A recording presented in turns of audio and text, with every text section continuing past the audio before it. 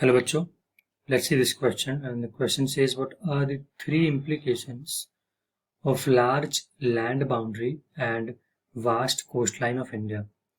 तो क्वेश्चन हमसे कह रहा है कि उसके इंडिया की जो लैंड बाउंड्री है काफ़ी बड़ी है, जो वास्ट कोस्ट लाइन है उसके इम्प्लीकेशन क्या है.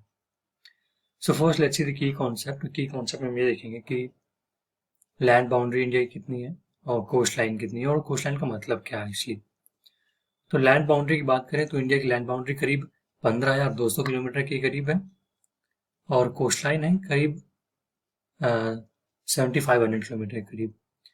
फॉर एग्जांपल यहाँ मैप में हम देख लेते हैं कि ये जो आप नॉर्दर्न साइड में फ्रॉम अपर गुजरात से लेके this is Rajasthan then till JNK and then the entire north east, ये पूरा इंडिया का लैंड बाउंड्री है.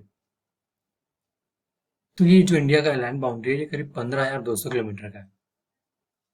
आप देख सकते हैं कि लैंड बाउंड्री का मतलब यहाँ पे बाउंड्री बिटवीन टू लैंड, जहाँ पे इधर इस साइड हो गया वी हैव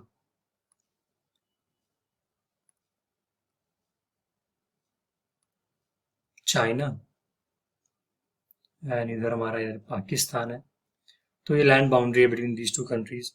सिमिलरली हमारा कोस्ट लाइन क्या होता है, कोस्ट लाइन भी एक बाउंड्री होती है लेकिन वो होती है between C and land.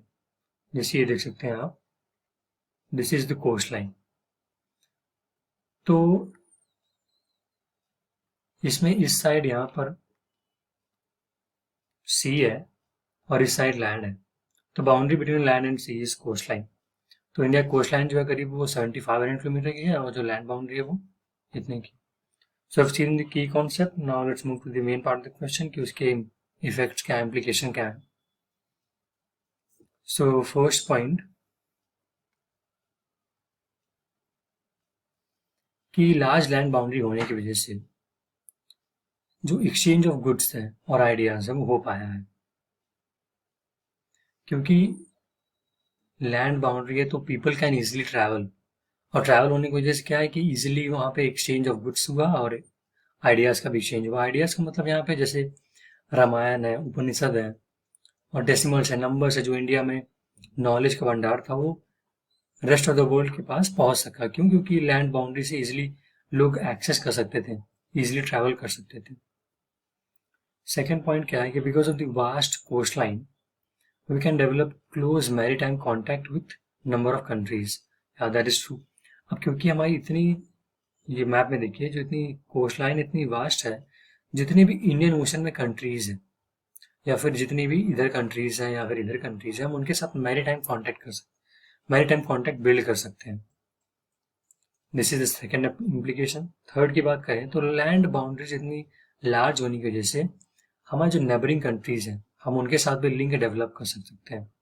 So large land boundaries help India to develop links with neighbouring countries. So, for example, this is Pakistan and this is China.